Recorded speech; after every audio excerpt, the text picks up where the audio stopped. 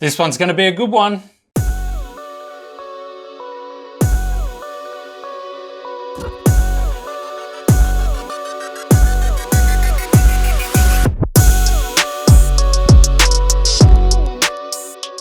We're always building computers and we need to save money where possible. When it comes to Windows, we're able to save hundreds of dollars using sites like our good friends over at mmorc.com, who are today's video sponsor. Windows 10 Pro costs $15.29. By using the coupon code FRD35, you can get 35% discount, making your order total $9.94. After your purchase, click the extract key, copy the key, and start typing activate in the Windows search bar and paste your new key to activate. Congratulations, you have now removed that ugly watermark and you have access to all of Windows features. Once again, use code FRD35 for 35% off and use the links in the video description.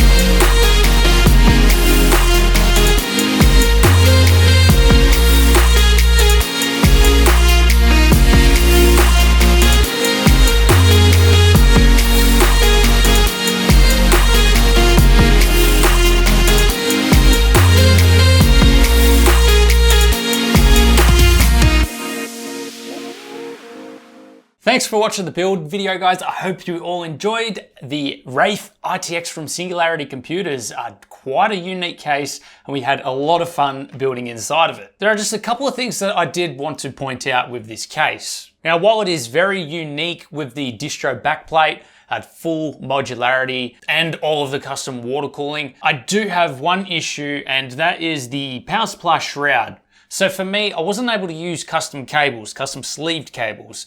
I didn't have any for this particular power supply. I could have put extensions in there, but then there's not enough room to really hide both the power supply cables and the extensions. Personally, what I have done is I just cut out a bit of acrylic and I put it down in here and extended the power supply cover so that it's covering even more of the cables. Without it, it looked very messy to me. So personally, what I think could be done to improve this case is maybe extend this shroud down lower. I've left out this side here so I could still get to the GPU cables in and underneath. Now, I've actually really tested out this case because we ended up using some of the Thermaltake fans, and if you guys know, the cables are really long from them and they all hook up to one controller, which is, you know, a decent size. And we managed to hide it all under there. And so I think, you know, for users who do want to use RGB fans, they normally come with controllers. They want a place to hide that. Extending that would probably be a good thing. One other issue that I did have, and it's not really a fault of the case, it's just something that is unavoidable really in a closed sort of design with no back panel. The CPU power cable is kind of just left to hang there in viewing distance, and I really hate seeing cables myself. There wasn't really much I could do because we are using the stock cables, so it's not as flexible as custom cables. I would have tried to tuck the custom cables maybe behind the radiator up the top, but I can't get this cable up there just because, you know, it's not flexible enough. Apart from that, I had a really good building experience in this case, and I really love the water cooling distro plate at the back there. Now, it's such a space saver when it comes to water cooling, especially with the pump built inside. This particular case did not come with the pump itself, so I had to source my own D5 to put in there, as you guys saw in the video. Now, this particular build is just a display build, just for featuring this case. It's going to get pulled apart, which is why we went with our Asus ROG Strix 1070 graphics card. We didn't really have any others on hand, especially with a water block, so this was the best we could do for this build. Apart from that, we've got a Z490 Asus ROG Strix motherboard. This is an ITX motherboard, and it's paired with a 10900K CPU. This motherboard looks absolutely fantastic, and we ended up utilizing its M.2 slot, put a Seagate FireCuda drive inside. We have 16 gigs of the G.skill Trident Z RGB memory in there. It's all set to white, blue, and gold was the theme that we're going for with this build. And for the cooling, we've got Thermaltake's fans taking all of the heat out of two 240mm Bitspower radiators. Now, for an ITX build, that is quite a lot of cooling, although this particular case, I would say, is one of the larger end ITX cases.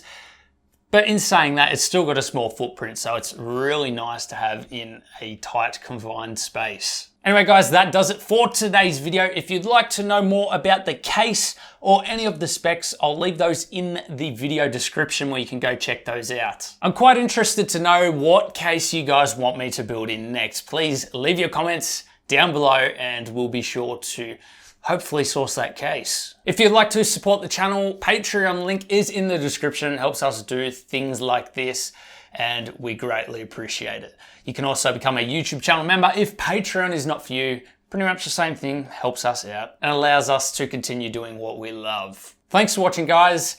Be sure to visit our merch link in the description if you want to get some IFR merch, and we'll see you all in the next one.